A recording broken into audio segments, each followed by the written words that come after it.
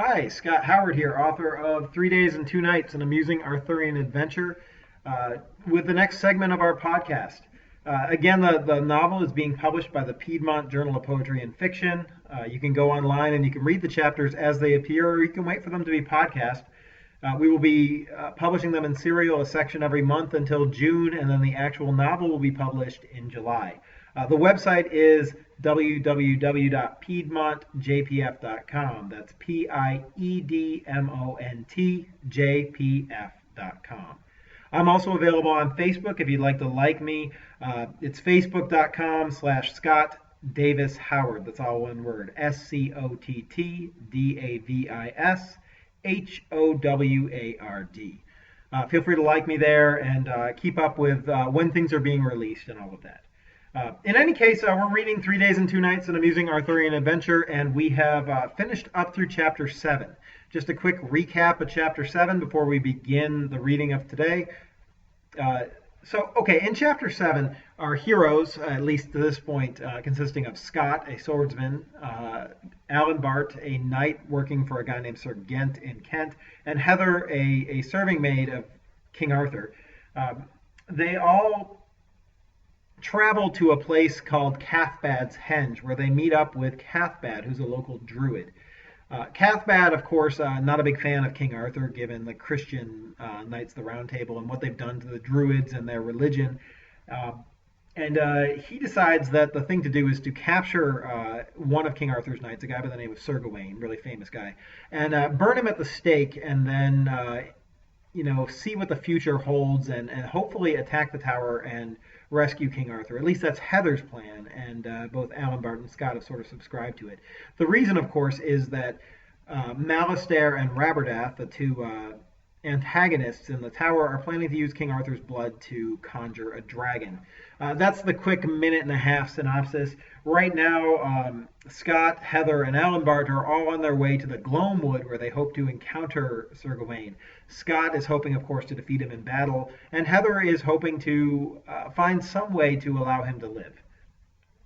Yeah, I think that's about where we're at. So, here we go. 3 Days and 2 Nights, an amusing Arthurian adventure. Chapter 8, Dusk, the Gloamwood. All I'm saying, Heather continued, hopping over a particularly gnarled root, is that it would be a waste of a good man and of an excellent warrior to burn him as a sacrifice. He's worth 50 goblins, at least, and probably worth Gonoth as well. He has fought trolls and ogres. He defeated a rabid wolf man wielding only a flaming brand. He won a beheading contest with a giant and outsmarted Morgana Le Fay. He's the third most able knight in Arthur's courts, for God's sake, bettered in combat only by Lancelot and Tristan. We should use him. She'd been putting forth this same point for the last 2 leagues. Gods, let it go, woman, Scot complained. I can see that you admire this man. He paused, looking shrewdly at her. If admire's a strong enough word for it. But my orders are simple. Capture him if I can, kill him if I cannot. What if he kills you? She protested. What if? He shrugged his shoulders. There are worse ways to die than in combat with the third best knight in England. Do you smell smoke? Alanbart interrupted their argument. No, Scot replied. Yes, Heather said after a moment. Tall hemlock trees crowded the damp and dark Gloamwood. Their snake-like roots poisoned the ground near their trunks so that nothing else could grow. The whole landscape was free of undergrowth, save for a sparse sprinkling of small saplings, but carpeted in twigs and brown and black needle litter.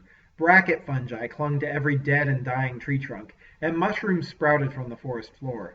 The air smelled of moist soil and decay. Orange-green moss crept across the ground, muffling the sound of their movements. At this time of day, with the amber light of sunset slicing through the needles at an angle, the forest floor looked patchy, bathed in a warm glow in some places, and dark as night in others. The breeze is from the south, Scot offered. If there's a fire, it'll be that direction. With a great beak of a nose like that, honestly, it's almost Roman. How is it that he's the one who doesn't smell the smoke? Alanbart muttered to his horse. Taffy didn't answer, and Scot, who did have hearing to match his large ears, pretended not to hear. As they headed south, the smell of fire became unmistakable. It seemed to be coming from a rocky dell 50 yards distant. They crept to the edge of the shallow ledge and peered over to observe any activity below. There, With his back to them, squatted a tall, broad-chested knight wearing full armor, but helmless. His silver-gold hair grew to shoulder length, and he close-cropped his platinum beard. He wore a crimson surcoat over his intricately and expensively worked armor, which was inlaid with highlights of gold and studded with garnets. A green sash, sparkling with emeralds, cut crosswise down his body. Nearby, a dappled gray and white warhorse stood, saddled but not tied to any of the trees. It lowered its head, sniffing at the earth and showcasing beautiful barding, red leather armor embossed with gold.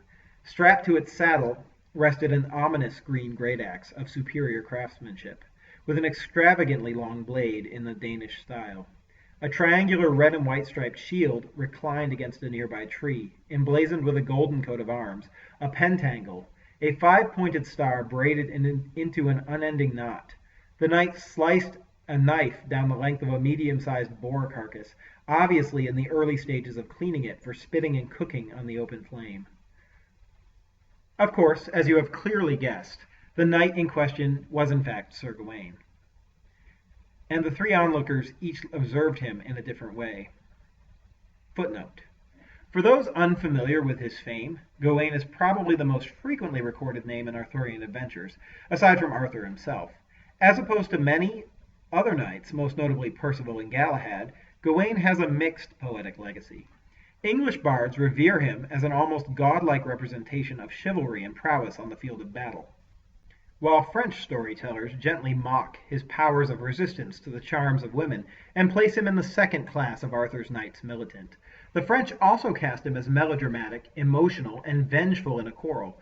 For example, in one poignant tale, a knight killed Gawain's dogs and, enraged, he decided to take revenge by beheading the knight despite the man's abject pleas for mercy. Unfortunately, as Gawain's blade arced down, the nameless knight's lady flung herself into harm's way and lost her head instead, leaving Gawain remorseful and dishonored. This story is true, but the image of Gawain as a man at the mercy of his emotions is not. Clearly he felt emotion, but he was in command of it nearly all the time. As in the case with most carefully controlled people everywhere, however, from time to time he would experience violent, uncontrolled outbursts of emotion, rage, pain, desire, and so forth, but these were so rare that to take them as the rule rather than the exception does our knight a great disservice. In any case, to make up for the catastrophic failure of beheading a lady, Sir Gawain declared that he would champion women for the rest of his days, and he was as good as his word. This, naturally, created a very positive chain of songs and lays that cast him as a pure and perfect knight, renowned for his courtesy.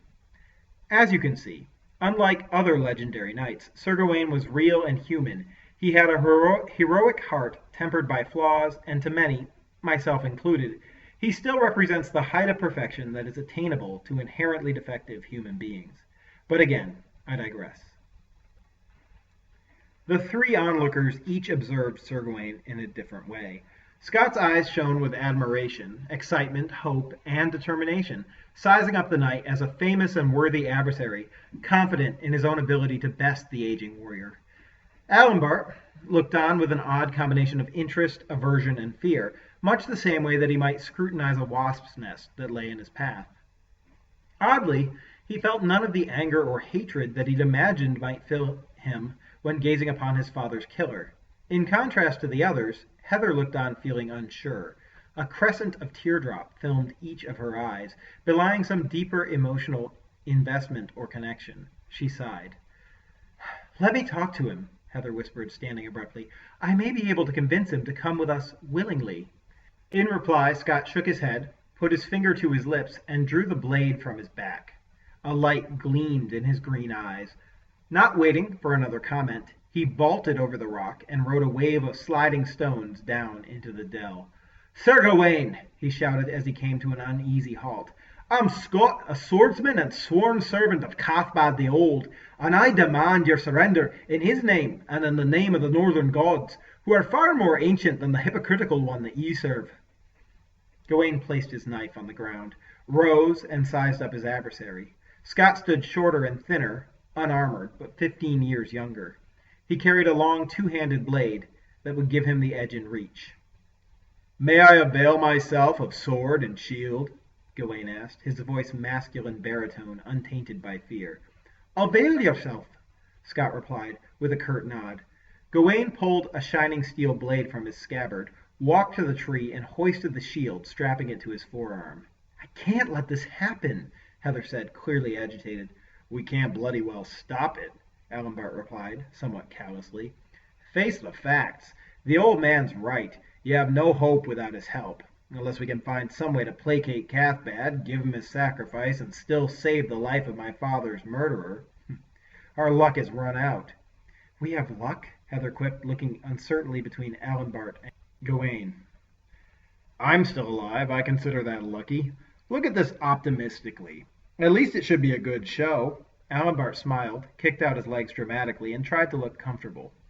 Truth be told, he'd been wearing his armor for far too long, had walked farther than he ever liked to walk in a week, and had seen more blood than he could stomach. The sight of the butchered boar made him almost ill. Flies buzzed around it. But acting came more naturally to him than being natural. And this is what Sir Alanbart would do.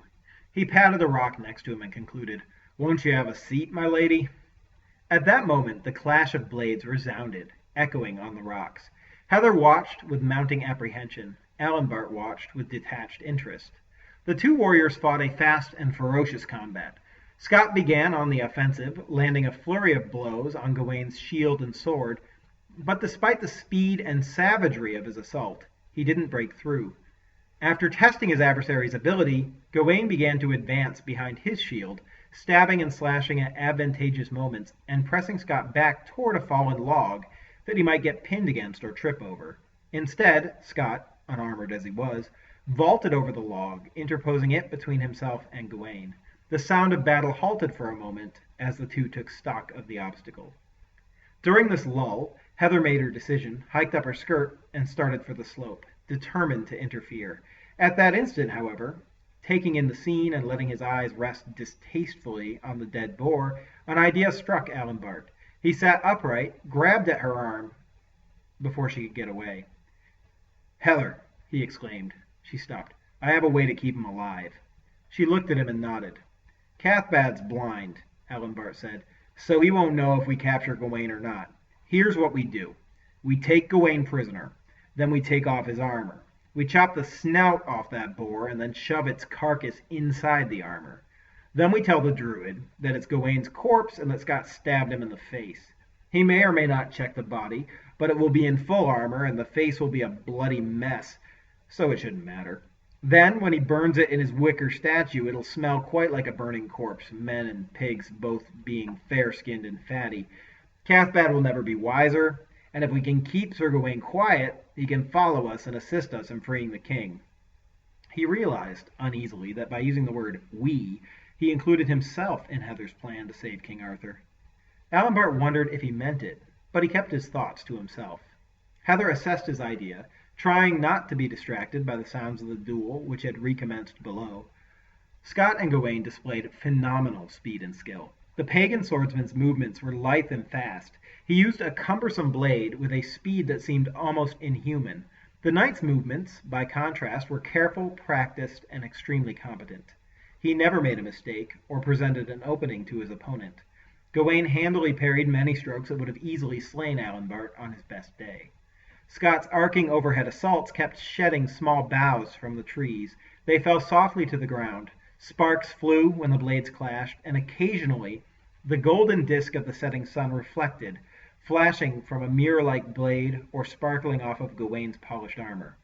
This dramatic action, too, took place during that brief interval that comes on clear autumn evenings when the sun begins to set and the world glows amber.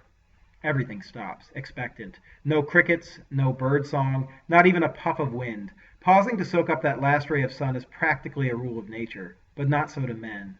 The clash of steel tore through the serenity.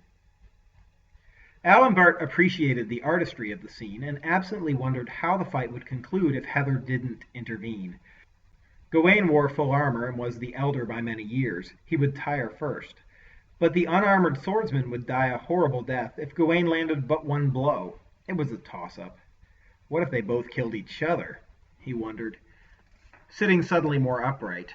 That armor was bound to be worth a lot of money, to say nothing of the horse. Before he brought that line of reasoning to a conclusion, Heather finished her deliberation. "Let's do it," she said, resuming her descent into the dell. She paused for a single second and gave Aelfric an unexpectedly impressed look. "Thanks," she said simply, then hurried down the slope. When she reached the ground, she shouted, "Enough!"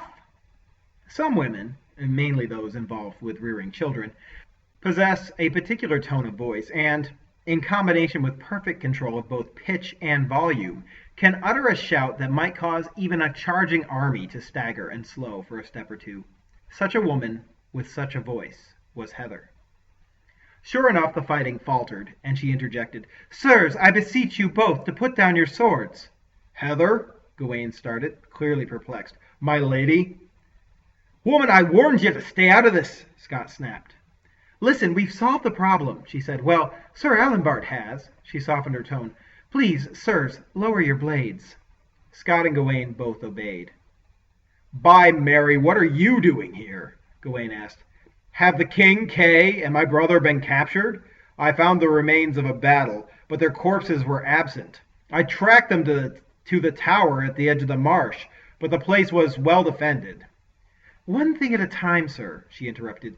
"King Arthur is a prisoner of Malastare, locked in a damp cell. These two men and I are contriving a rescue attempt. As you know, your opponent is Scot and serves Cathbad, a local druid. This fellow," she gestured to Alanbart, who, while descending the slope, slipped and slid down on his bottom, "is Sir Alanbart, a servant of Lord Gent of Kent, or so he tells me." "My father was Aelfric of the Outer Isles." Alanbart stood and brushed dirt from his posterior. "Perhaps you remember him." Gawain looked flustered. He thought for a moment. "The name does sound oddly familiar," he admitted, "and I do seem to recall your coat of arms from somewhere." "You killed him," Alanbart replied, "on the banks of the Wye in your hunt for the White Hart." "Sorry I am to have done so," Gawain said. After a pause he added, "If you seek reparation through combat, I am honor bound to oblige." "Enough of this," Heather interrupted again. "Here's the point. Malastare has captured our king, holds him in the tower, and plans to do him harm and possibly kill him tomorrow in some type of conjuration attempt during the blue moon. We have no hope to effect a rescue without aid. The tower is surrounded by a stout palisade and defended by nearly 100 soldiers, and a wizard of unknown power. The druid offered to aid us. He has a giant and a tribe of 100 goblins in his power, and will commit them to our cause on one condition." "And what is that?" Gawain asked. "That he burn you as a sacrifice to his pagan gods," Alanbart answered with some satisfaction. Heather shot him a withering glance, and his smirk faltered. "That is his condition," she admitted, "but I believe that we can save you and get the aid we so desperately need." She explained her idea.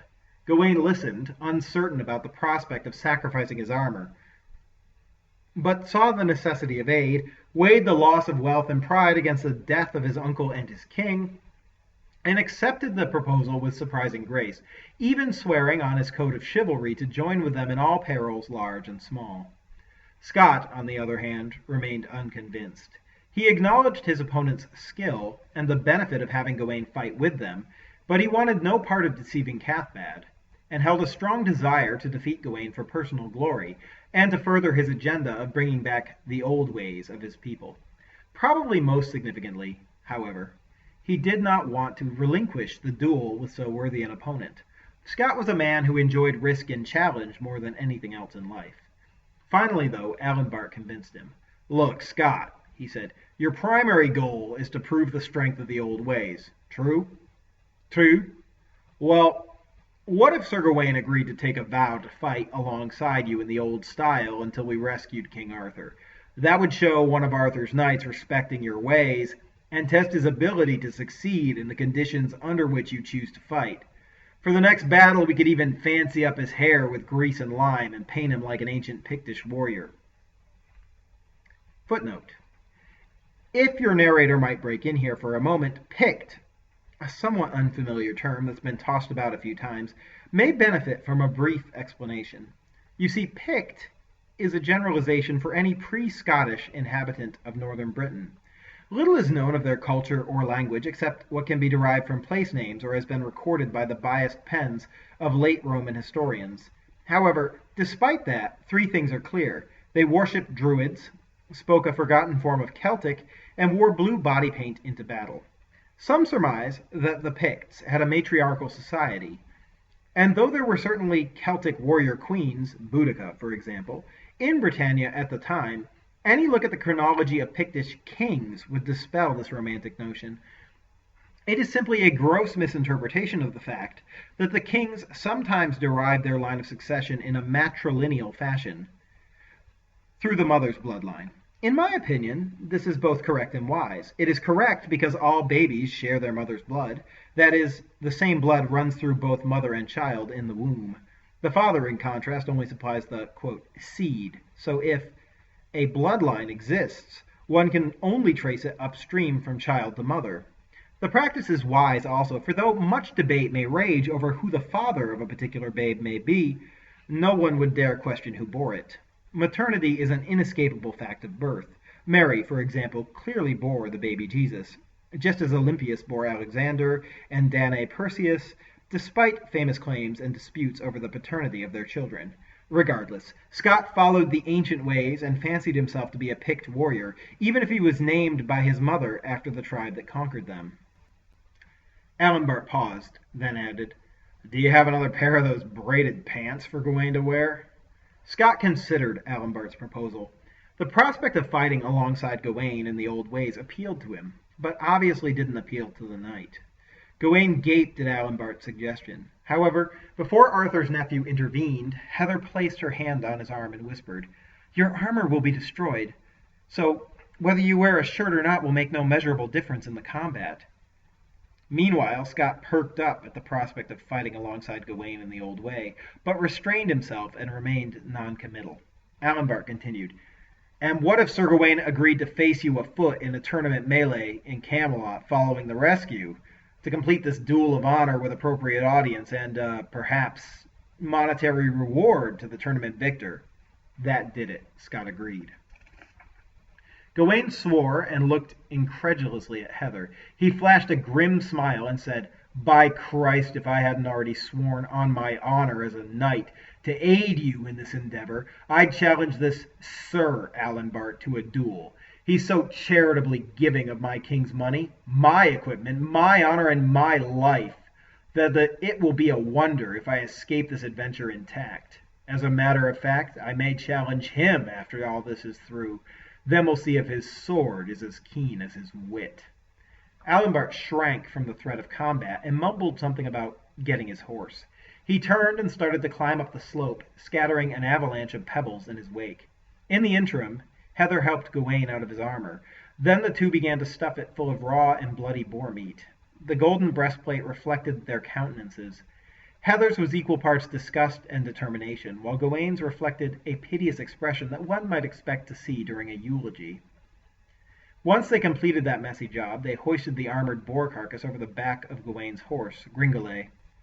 The party then left the Gloamwood for Cathbad's Henge. As they passed out of the forest, the vermilion glow of the setting sun colored the horizon behind them.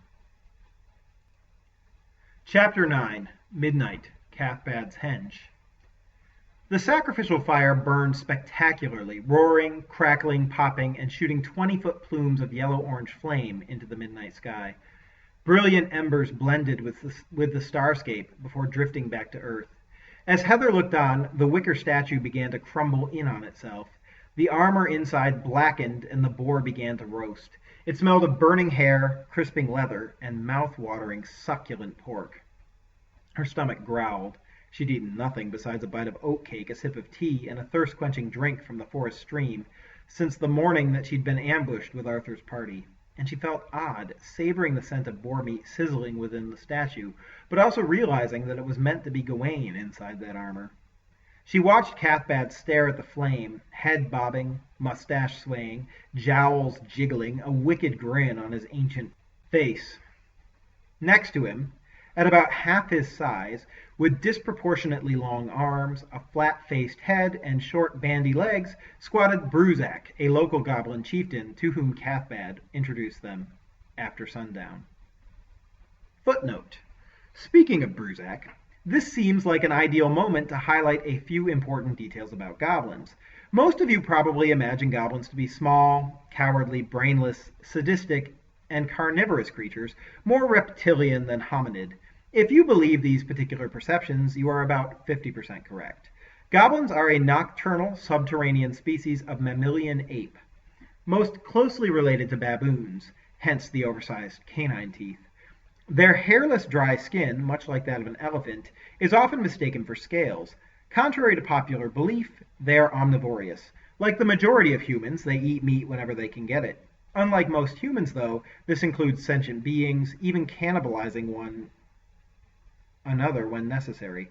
Though not generally as intelligent as humans and lacking an organized system of education, goblins can be quite clever, especially in high-pressure situations, and can master human languages, and even copy certain human technologies. Despite these obvious differences, goblins match the popular definition in three ways.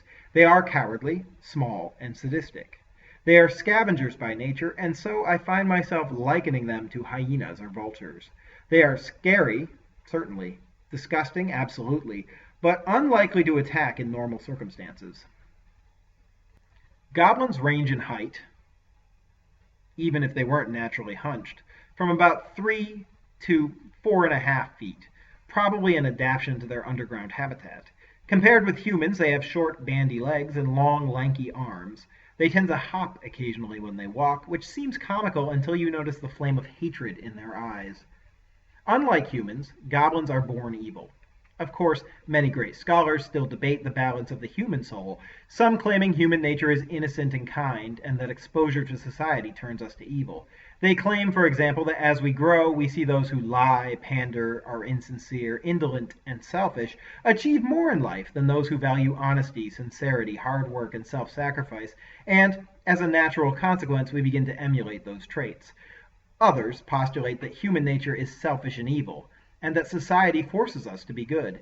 These philosophers claim that without laws, the enforced morality of religion, complete with the threat of hell and reward of heaven, and most importantly, our desire for the approval of our fellows, we would be little more than animals, concerned only with our own needs and pleasures.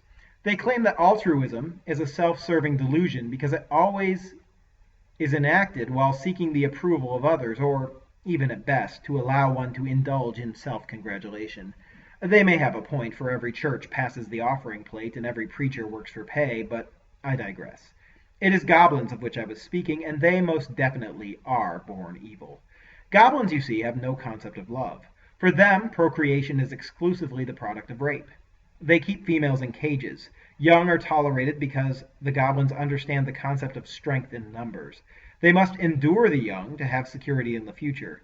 They only work together when convinced that they will individually benefit from their efforts, and they often plan betrayal to increase these benefits. I could go on, but I think you grasp my point. It is primarily for this reason that goblin civilization has not thrived in comparison to that of humans. For a goblin, admiration and jealousy are the same emotion, and assassination is the highest form of approbation, a just reward for a life well lived. Due to this, all goblins live in fear of all other goblins, and the word trust does not exist in their vocabulary, though they're happy to use it when talking to humans. Bruzak, the local goblin chief, exemplified all of the traits of his species. He was a vile and vicious little hairless creature with black eyes — goblin eyes have no whites — stone-gray skin, and a black heart. He displayed his disquieting smile altogether too frequently, bearing sharpened canine teeth. Neither mirth nor warmth shone from that smile. Rather, it left one feeling vaguely ill. Also, the goblin constantly licked his chapped black lips with a pointed maroon tongue, and enjoyed making up creative atrocities with which he and his goblins would afflict the prisoners of the tower raid. In fact, the release of all the prisoners, with the single exception of King Arthur, to his, quote, care, was one of the two conditions that he demanded before offering his aid. A claim to 100% of the treasure found in the tower vaults was the other. "I'm going to rip all the teeth out of one of them and pry off each of his fingernails and toenails," he growled, "and then lock him in a cage and give him the hardest raw turnips to eat. We'll place bets on how long it will be before he starves." His tongue flicked out to lick his lips. Cathbad nodded absently, seeming to approve, but then spoke on another subject entirely. "This knight cooks like a pig," he concluded. "He smells of grease and fat. Could it be that the famed knights of King Arthur's Round Table are so indolent and lazy, and live so high off the fat of the land, that they turn to swine inside, fit for nothing but the fire?" He cackled. "Knights on the outside, pigs on the in. Scot, perhaps we'll forego the burning and spit and roast the next one you kill." Aelfric grinned broadly, barely containing his mirth at so deceiving the Druid. "Aye," he added, "with an apple stuffed in his mouth." "Just so," Cathbad nodded. Heather grimaced and glanced over her shoulder into the grove. In the shadows hunched the cloaked form of Sir Gawain, the firelight glinting off his smoldering eyes. He glowered at the fire, no doubt stewing over the wound to his pride and the cost of his armor. He didn't notice her immediately, so she let her eyes linger on his face until his met hers. He held her glance for a few seconds, and then looked away. She'd never loved him more than at this moment. Perhaps the others didn't know what this choice had cost him, but she did. No doubt Gawain would have preferred an honorable death, charging under the tower gate on his war-horse, sword, shield, and armor flashing in the sun. He'd have killed many of the soldiers, but eventually Gringolet would have gone down peppered with crossbow bolts, and Gawain would have been swarmed by soldiers and killed. He would have died valiantly in a vain attempt to save his king, a storybook ending to a storybook life. Instead, he'd chosen to give up his pride and compromise his honor in favor of increasing his chances of success, thus proving his love for his king greater than his love for his honor or his reputation. Heather returned her gaze to the fire and sighed, allowing her mind to wander in memory. She'd fallen in love with Gawain by degrees over the course of a year in court. True, he was more than 15 years her senior, but he exuded charm, courtesy, and honor, and was invariably honest and trustworthy. He also looked intimidatingly massive, tall with rippling musculature across his broad chest and back, dense silvery blonde hair, bright blue eyes, and a winning smile. Then there were also the stories about him, and how he'd refused the advances of the most beautiful woman in the world, how he'd taken it as his responsibility to champion women whenever they asked it, saving many from ravishings, ransomings, and the like. His unattainability made him irresistible. He flirted shamelessly with everyone, of course, none more so than the oldest granddames, which Heather found endearing. But she'd always fancied his flirtation with her more serious than most. His eyes lingered on her face a shade too long, and his touch, as he helped her dismount from a horse, was half a caress. 8 months earlier, on the frigid night of the New Year's feast, when they'd both drunk too much honey mead and Christmas wine, the flirtation burst into consummation. It began under a sprig of mistletoe in the great hall, where Gawain found himself courtesy-bound to kiss her, and then exploded in a fit of passion that concluded hours later in her rooms. Since that night, though, through winter snows, budding spring, and early summer thundershowers, Gawain had been awkward and bashful in her presence. He'd stopped flirting with her altogether and took pains to be away from court as often as possible. Then Guinevere had been condemned to burn at the stake, and Lancelot rescued her, in the process ruthlessly cutting down Sirs Gareth and Gaheris, 2 of Gawain's younger brothers. Still, she remembered their bodies laid out for display in the courtyard, twin pale white corpses. One bore a bloody gash from his shoulder to his navel, cut through muscle, bone, and organs, and in the other corpse a stab wound pierced the chest, puncturing lung and heart. Gawain screamed aloud and rent his hair at the sight. His brothers had been unarmored at the time, easy prey to an armed and armored Lancelot. Gawain saw it not just as an act of treason, but as unchivalrous and dishonorable. From that day Gawain became hard and bitter, focused on revenge. He returned to court, but did not spare her, or any woman, a glance. He spent his time practicing with weapons and poring over maps, planning a siege against Lancelot's castle in Benwick, and preparing for a duel with the greatest warrior that England had known in 5 centuries. Brusac recalled Heather from her musings. "Then I'll tie 2 of them to stakes facing each other, and I'll let one eat as much smoked meat as he wants, but drink nothing. The other," he barked a horrid high-pitched laugh, "may drink all the water he likes, but never touch food. Their agony and jealousy will be delicious. Interesting allies we've chosen, Aelfric commented dryly, looking slantways at the goblin. That thing disgusts me, Heather confessed. Under any other circumstances, I would eschew its aid and ask Sir Gawain to kill them all, but better to have them for allies than enemies, I say, Aelfric interrupted. Just listen to it talk. I'd find the courage to die in battle before surrendering to goblins. I'll tie one up so he cannot move, Bruzak muttered. Then I'll pluck out his left eye and fill the socket with maggots. I'll bind it up and let them eat their way out. He showed his canines, laughed his high-pitched laugh, and licked his lips with a flick of his maroon tongue. Uncontrollably, bile ran up Heather's throat.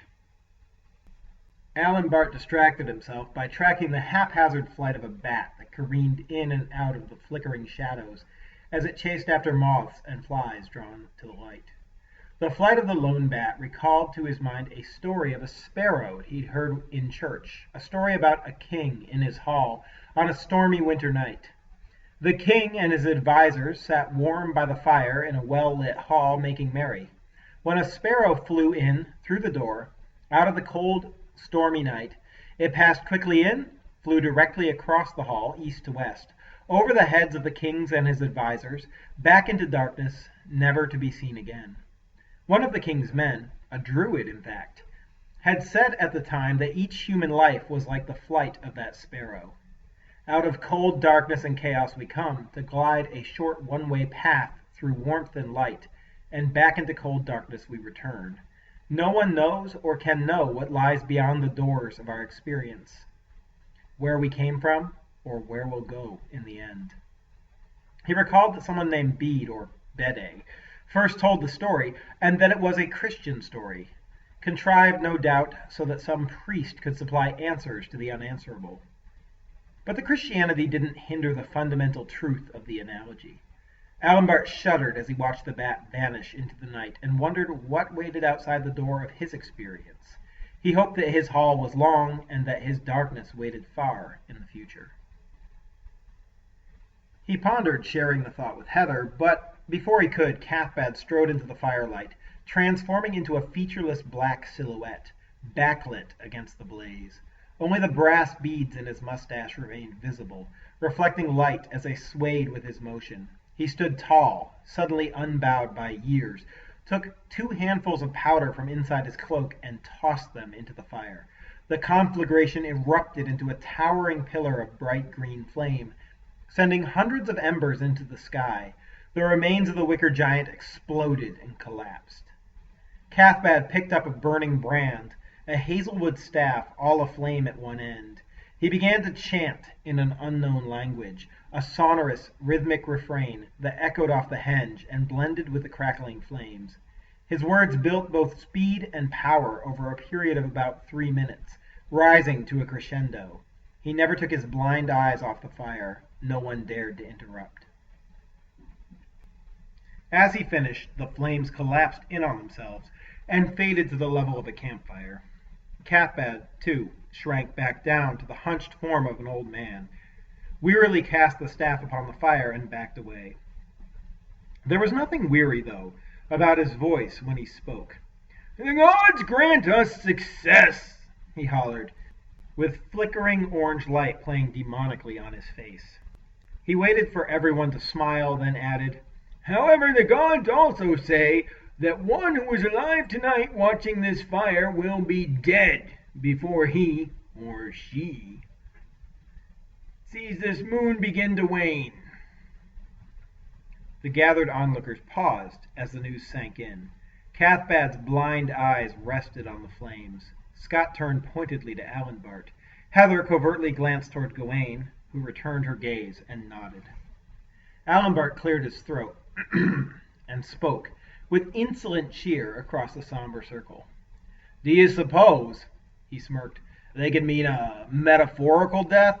The old Aelfric is dead. Long live the new Aelfric." Cathbad turned to face him. "The gods hate you, boy, and so do I." Silence returned, and the fire crackled. Why is it that blind people always think they can see the future? Alanbart whispered to Heather, staring into the flames. It makes it hard to pity them at any rate. And speaking of blind men, a tale as such a prophet once taught me the truth, that fate comes true only when one tries to avoid it.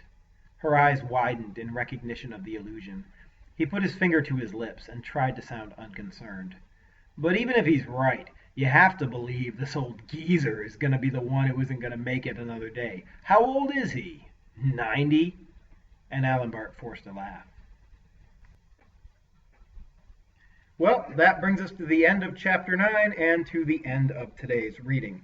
Again, the story is called 3 Days and 2 Nights, an amusing Arthurian adventure. My name is Scott Davis Howard.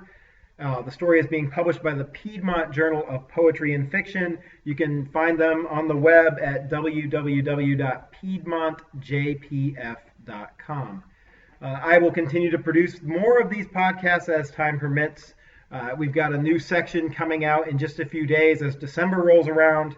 To pay attention to those updates, check the Piedmont Journal of Poetry and Fiction page, or you can like my Facebook page. Facebook.com/Scott Davis Howard, SCOTTDAVISHOWARD. If you've enjoyed what you've heard today, please tell your friends, share the podcast, share the stories. Piedmont Journal of Poetry and Fiction is a small market press, and we really live by references and word of mouth. So, both I and my publisher would appreciate it greatly if you could get the word out and share this story with those that would enjoy it. And without further ado, I'm going to bring this to a close. Thank you for listening, and I wish you all a wonderful rest of your day.